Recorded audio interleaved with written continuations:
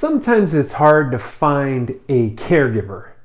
And then other times it's just hard convincing your parent that they need a caregiver. Many folks are putting themselves at risk just because they're stubborn. They don't want any help. They don't want to show any weakness. We have this whole group of the greatest generation out there that are tougher than you and tougher than me. They don't want help because it's embarrassing to them.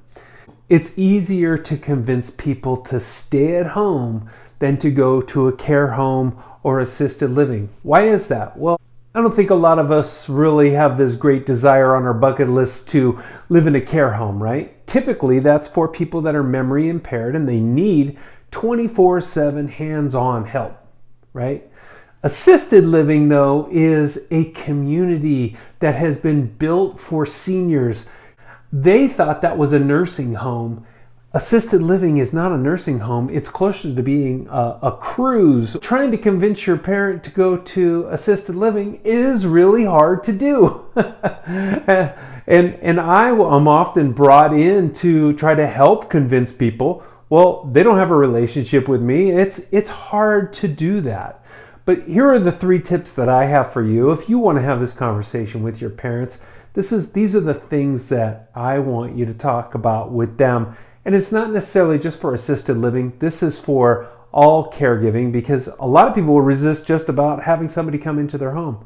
But it's a lot easier to get somebody to cave into the idea of needing a caregiver in their home and staying at home than going into another community altogether. So here's my 3 things that you should be doing right now. Ask your parent or parents, what is your biggest fear? As you're aging, what is the thing that keeps you up at night worried?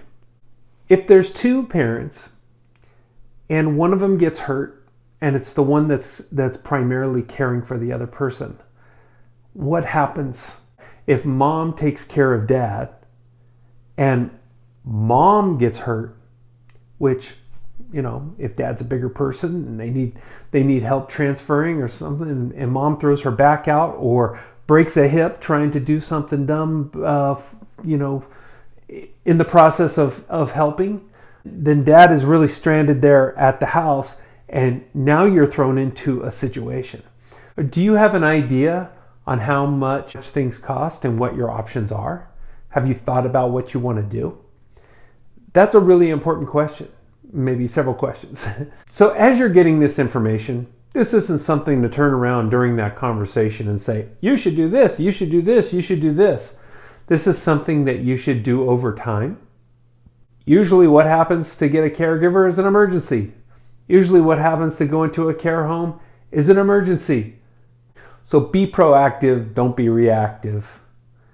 If you need help finding a caregiver, assisted living, care home, independent living, or just figuring out what all these terms mean, give me a call and we can chat about what the options are out there.